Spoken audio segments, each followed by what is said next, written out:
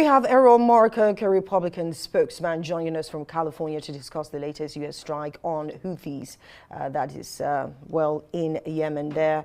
First of all, let's take you as a Republican on the issue of deportation, since we spoke with a Democrat earlier. The move by Trump violates a court order while stopping the deportation law of 1798. Critics have called it a violation of human rights and said that Trump is acting above the law. What's your take on this, briefly?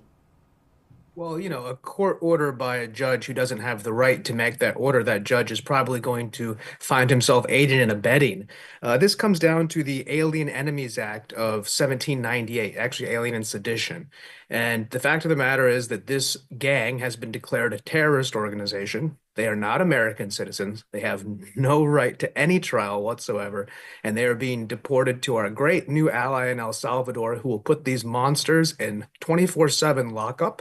We have opened 30,000 beds in Guantanamo Bay, and we intend to take every single one of these terrorists out of our country. They have no right to be here. They are not American citizens. It does not abrogate any laws whatsoever, and it is within the purview of the U.S. President and the U.S. State Department to remove enemies of the state, which these barbaric terrorists are. And so we're very proud of this. We're very excited to see it continue. We want to ratchet it up, and we want to get every single one of these scumbags out of our country. Now let's be careful with the use of language now. But here's Well, the they're thing, when terrorists. you say... Ma'am, they're terrorists. They've been deemed terrorists by the U.S. State Department. So these are terrorists, and terrorists are bad people, and they're evil people, and they are scumbags, absolutely. Okay then, Erol. That is Erol, absolute fact. Terrorists who kill Americans are scumbags. let's move to the Yemen situation. Is the U.S. displaying double standards in attacking the Houthis despite Trump's stance against wars and killings? We're very much against wars, especially wars that involve intervention. I think the idea is to be a lamb when it comes to intervention and to be a hawk when it comes to destroying the enemies of free trade. The Houthis have effectively closed that strait. There have been no ships with an American flag that can go through there. Joe Biden effectively surrendered the U.S. Navy and said, okay, we're not going to go in there.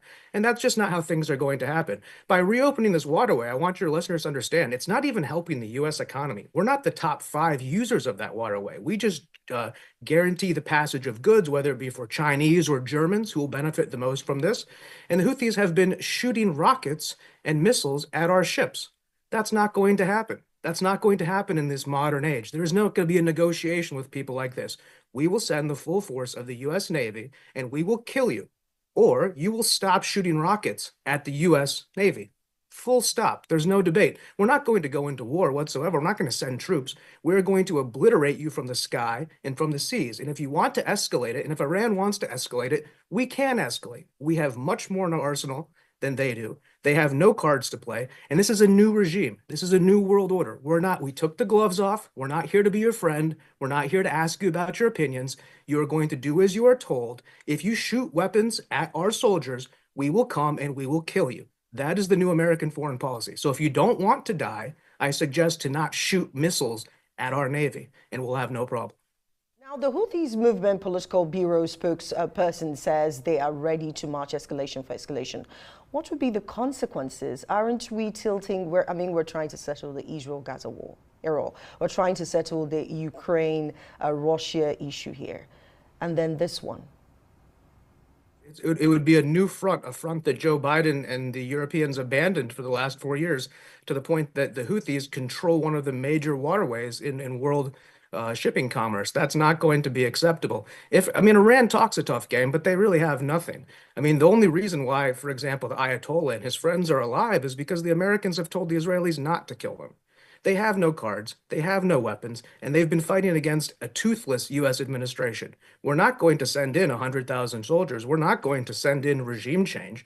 We are going to literally destroy these people if they dare to shoot weapons at our bases and at our soldiers, the brave men and women who are fighting to protect all of us, by the way, all of our trade, the trade in Nigeria, the trade in China, the trade in South America, protected by the U.S. guarantee of open waters. These people are abrogating that guarantee, putting world food stores at risk, putting the situation that we have in Ukraine especially has created commodity prices catastrophe.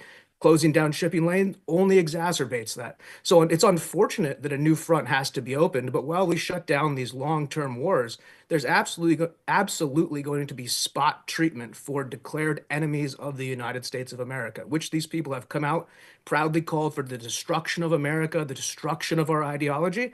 Congratulations, you're about to find out what that looks like when we destroy you in your home.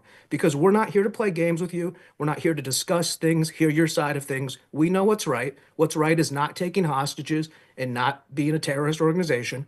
What's wrong is everything you stand for. So now, if you want to escalate that, you will be wiped off the face of the map. Full story. We're not here to play games. We're not here to discuss any further with terrorists. Now, the Houthis also accused the U.S. of war crimes due to the attacks, and well, due to expected the ICC, that's the ICC Act. What do you make of this? I mean, the accusation against the U.S. and what ICC Act says. I would say it's a shame that the ICC doesn't realize or recognize when terrorists hide behind the skirts of women and children. So if you are going to conduct terrorist organizations from behind orphanages and in front of women's and have your, you catch these terrorists, they're hiding in the back of a room with their women in front of them and children in front of them. Yeah, it's collateral damage caused by them. They're the ones who put their people in this harm. You shoot a rocket missile at a U.S. Navy ship full of my friends, young people who are there trying to help the world, and expect to have a missile come right back to you. And if you think that you can hide behind women and children and expect that missile not to come and find you, you'll be sadly mistaken. And this is a new world order. There is no sympathy for terrorists. And if you want to hide behind the skirts of innocent people, then you are the one who is responsible for getting those innocent people killed, just like Hamas is responsible for what happened to all those poor innocent Palestinians for what they did on October 7th. Strong words, Erol. Now, the U.S. Pete Hegseth has promised the Houthis a ceasefire once they stop attacking the ships. What do you make of this? I think that's great. That's exactly what I've been talking about, and that's all we want. We're not here to have any sort of regime change or deep interest in what goes on in Yemen. You simply do not get to control international shipping lanes and reduce an American ship, for example, has to take 25% more time now to go around this point of conflict. So you stop shooting missiles at our ships, we stop bombing you. Detente. Easy. We're not here to escalate. We obviously have more weapons, and we can shoot more of them. And I think this was phase zero assessment for them. Do they really want to get into a war of escalation with Donald Trump and Pete Hegseth and people like me who have my mentality that is not going to be friendly to them? No, they're going to sue for peace. They're going to have to find peace, and their master in Tehran is going to have to tell them to calm down because it's a very tenuous situation there. And if Iran is unable to at least keep its sphere of influence calm, then they're going to collapse from the inside, which we're happy to see also. But I'm really happy to see Pete Hegseth looking for peace, and the only peace we want is them to stop shooting at us, and we will stop shooting at them. Thank you so much, Erol Morkoç, for joining us all the way from California. Erol, the Republican spokesman, you're watching Rise America. There's plenty more to come.